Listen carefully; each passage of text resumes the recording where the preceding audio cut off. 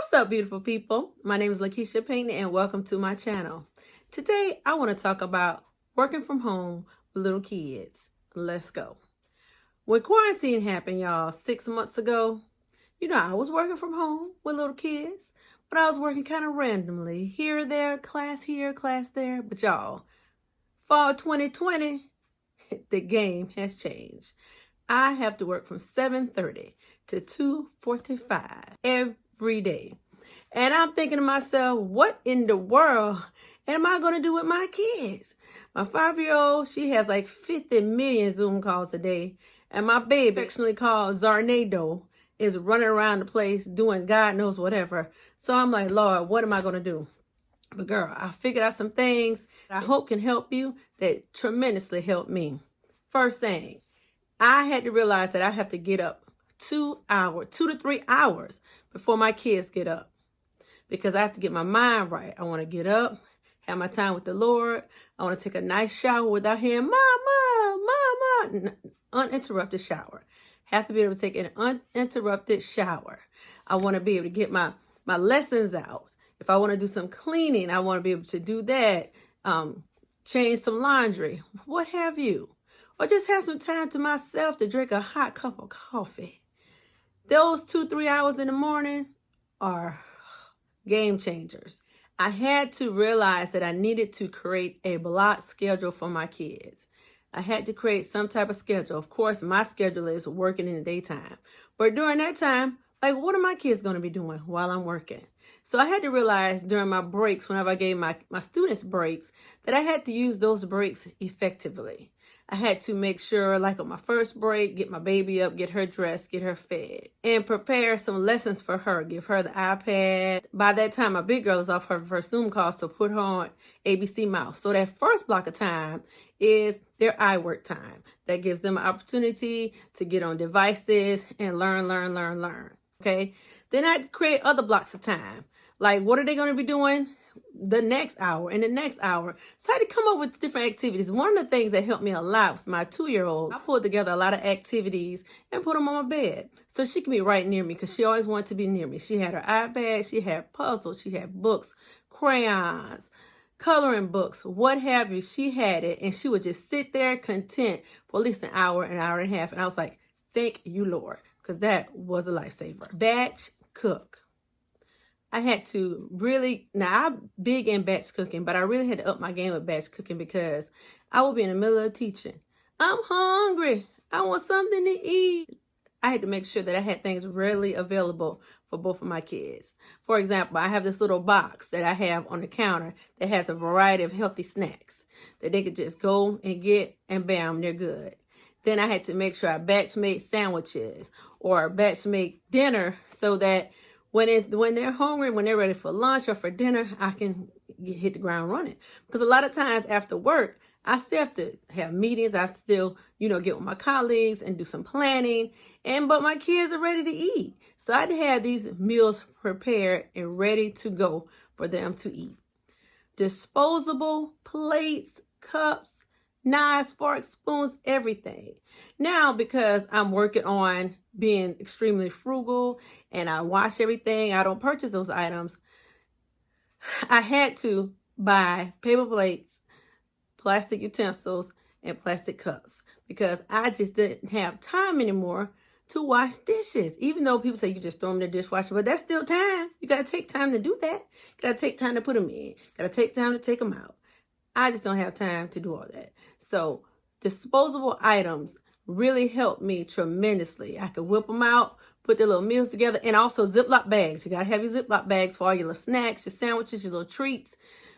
Prepare them ahead of time, put them on the counter, put them on the fridge, and those juice boxes. Oh, God, juice boxes. So you don't have to take out cups and pour drinks all the time. So having those items on hand helped me out so much. It increased my productivity. I could give them their snack and keep it moving, girl. Quiet time. I had to make sure I had quiet time for my girls. My oldest girl, of course, she doesn't ever want to take a nap. Even when she was a baby, she didn't want to take naps. But I provide some books, some stimulating activities for her to do during quiet time.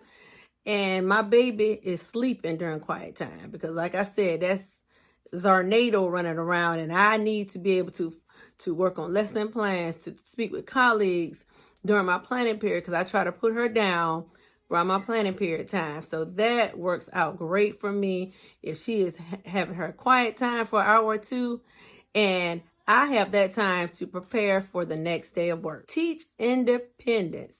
Teaching independence is so important. My 5-year-old, I would be in the middle of teaching and my alarm would go off on my phone 10 minutes before a small math group. And I'm like, oh God, where's your laptop? Where's your laptop? What we gonna do? What we gonna do? But I had to take the time to teach her how to access her Seesaw, she can't really access Zoom, but I will open up the Zoom lesson and she knows how to click certain things to keep it going smoothly. But I had to teach her how to do those things.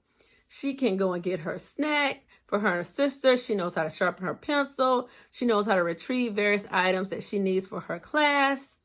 And most importantly, she knows how to help out with her sister, because I definitely need her when it comes to that. So teaching the little ones, or the bigger ones, well, really teaching all your kids independence. Because if they're big enough to do certain things, they are big enough to have some level of independence, because you can't just stop teaching or stop working to take care of everything. Make sure you have a to-do checklist. Girl, I will go a day or two and be like, did I clock in yesterday? Or at the end of the day, did I clock out? And then I'm like, did I clock in? So having that checklist is crucial. Clock out, clock in, to do various things, to get on this meeting, to do this, do that. Make sure you have a checklist to help you be productive at your job. You've got to have that checklist, especially if this is your first time working from home like it is for most of us. You just don't remember those things, because when you go to work, you just got your time clock, boop, boop, swipe your badge, whatever, and you move on. But when you're at home, it's a different story. Take care of yourself, girl. You got to take care of yourself. You got to take care of yourself. You got to eat right, sleep right, get some exercise in.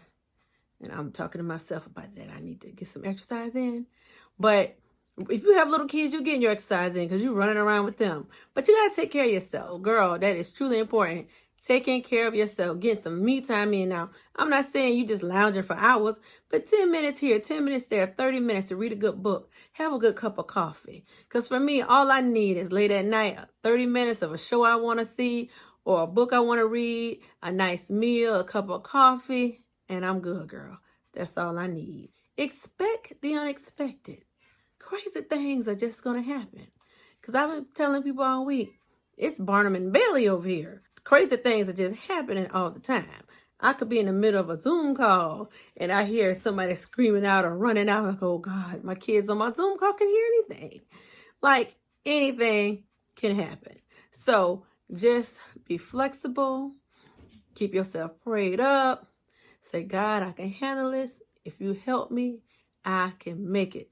If you help me, Lord, I can make it.